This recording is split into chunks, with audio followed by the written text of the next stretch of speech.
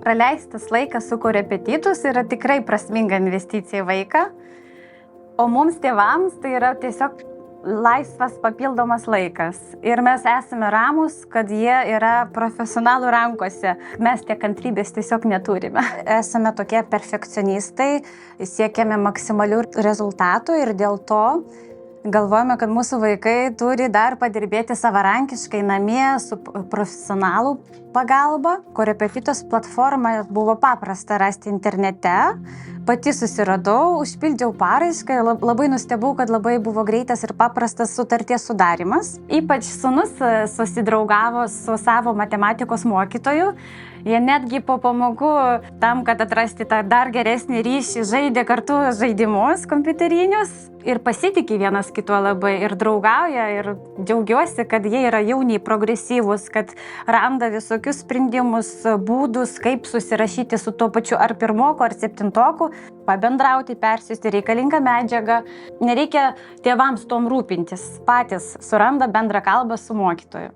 Nuo pat pirmų dienų vaikai niekada neatsisakė dalyvauti pamokose, tai jau yra labai geras ženklas. Jie suprato, kad jų visada laukia geranoriškai nusiteikę mokytojai, atsakys į rūpimus klausimus, išspręs, užglaistys visas spragas. O mums kaip tėveliams tai yra labai svarbu, nes mes galime jaustis ramus, kad bus tikrai pasiruošę pamokoms. Mes turėsim daugiau laiko ir mes tiesiog neturime tiek kantrybės ir aiškiai, paprastai paaiškinti taip, kaip daro mūsų pasirinkti mokytojai. Dėl rezultatų mes tikrai pastebime, kad jie ir pagerėjo ir vaikai patys psichologiškai saugiai jaučiasi, su pasitikėjimu eina į mokyklą be baimių. Jie gali ir draugams padėti ir išspręsti uždavinį net keliais būdais. 4 klasiai bus paruošiamieji tokie jau testai jau pereinant į 5 klasę. Tai mes jaučiamės saugiai, mes žinome, kad visada galime rasti pagalbą.